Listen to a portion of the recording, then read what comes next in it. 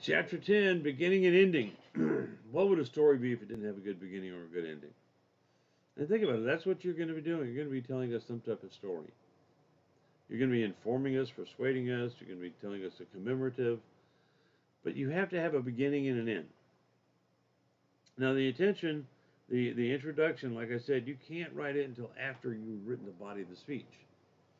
Think about that when you're doing essays for English, too, by the way. But the introduction, you need an attention getter. How are you going to get our attention? What makes us think, I want to listen to this person? Now, I'll tell you right now, I've seen some very interesting attention getters. There's a young lady stood up in front of the class and said, how many of y'all like sex? Everybody went, hello. She said, well, that's not what I'm talking about. She got their attention, but she got a very poor grade on the speech because the attention getter had nothing whatsoever to do with the speech.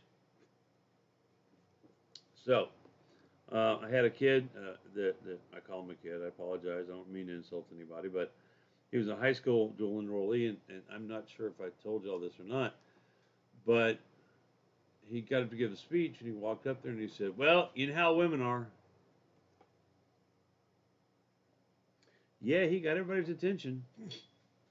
He pissed off all the women, and the guys were going, man, I can't believe he did that. So relate your attention getter to your audience. How many of you have kids? How many of you want to have kids? How many of you have gone squirrel fishing? How many of you like sports? A question related to your audience.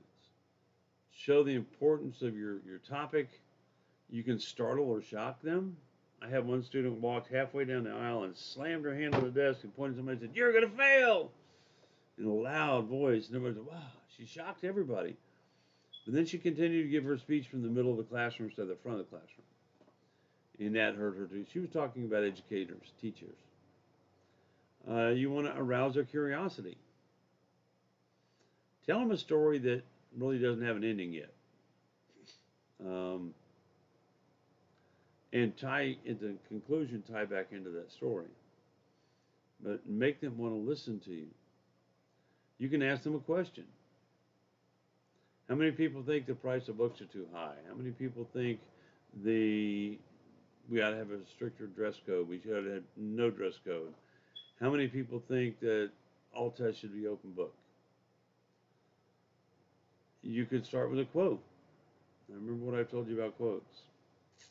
Unless you know it solid, it could screw you up.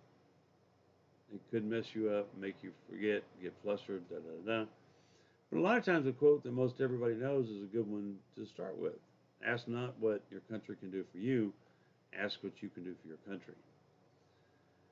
Now, I'm pretty sure that most of you are a lot younger than I am. And John F. Kennedy said that, and I was actually alive at the time. Okay, I'm old. But still, you probably heard it before. And tell a story. To me, that's the most important thing is tell a story, like arousing the curiosity I spoke to earlier. Tell us a story.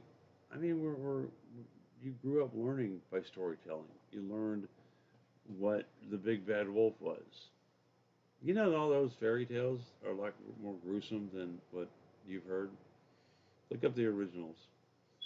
It's pretty nasty. But they told them stories to keep the kids out of the woods, to keep them safe.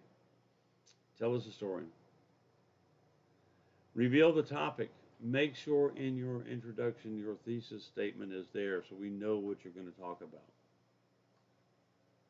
Establish credibility. I want to go hot air ballooning. I've never gone. I've read a lot on it. I've researched it. I've watched videos on it. I've gone to balloon races.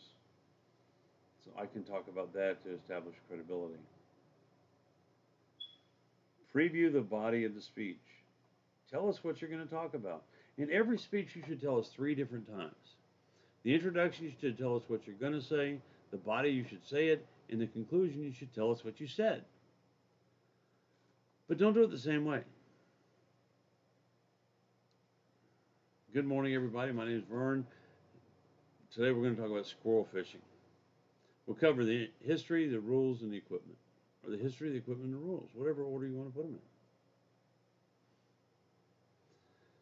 First, let's talk about the history. Second, let's talk about the equipment. Third, let's talk about the rules.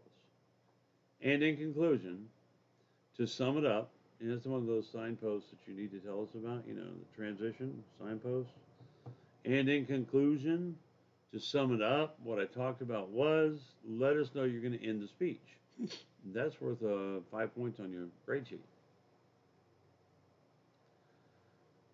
And in conclusion, we found out today that the history of squirrel fishing is pretty convoluted. The equipment is stuff that it's most often laying around, or you can find it in your parents' house or grandparents' house or at a cheap store somewhere. And the rules, you make them up as you go.